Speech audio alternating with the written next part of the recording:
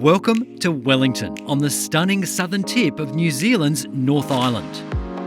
The country's capital may be compact in size, but it's home to a swag of cultural experiences alongside top-notch dining and awesome coffee.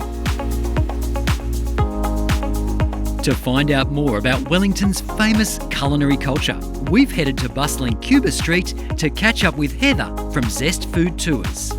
So Heather, tell me a little bit about the food and wine here in Wellington, because it's renowned as a food and wine capital, isn't it? We're very lucky. It's a really wide range, all the way from the noodle houses at the bottom to fine dining at the top.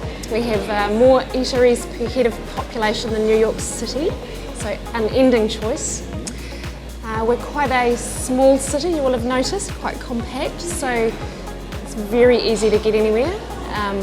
The establishments in the city have to carve out a niche and do well to survive. So, because we can very easily go to the place next door or the one further along. We have amazing produce grown in the regions nearby, so lots of fresh meats, fresh greens. Chefs who are very inventive and very creative with all of that. So lots of really innovative and interesting dishes. Yeah. So Wellington, the weather, it's a little challenging at times. How does that influence the dining scene in the city? Probably impacts most by us being an indoor dining city. So occasionally in summer or the odd other fine day, we'll be able to break out the tables and chairs out the front in the sun, but more often than not, if we want to hang on to our menus or eat in peace, we'll be inside. I read an article recently of someone who'd moved from Wellington to Brisbane and actually was thinking they're missing the cold weather and the coffee and having a nice warm cup in your hand inside out of the blustery weather. So I think it works well for us. I know that Wellington is the caffeine capital of New Zealand. Tell me a little bit about the coffee here. Last I counted, we had about 16 roasters in the city.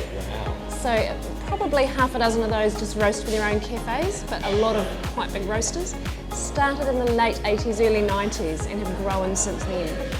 We tend to serve a double shot of coffee as our standard, so we like it strong. And a lot of those companies produce single origin beans as well. Now New Zealand is absolutely renowned for its wines, of course. Tell me a little bit about the wine growing regions in this area. For us, 1 hour north of here is the Martinborough area. Lots of smaller boutique vineyards, lots of celladors. You can trip around and have a wee tipple and try. The Marlborough area, top of the South Island, we largely include that as part of the greater Wellington region. Yeah, lots of Sauvignon Blanc, Riesling down that way. Well Heather, thanks so much for sharing that with us. That's amazing. We've got these beautiful looking coffees here. Shall we enjoy them? Absolutely. Why not? Cheers. Cheers. That's good. That's really good.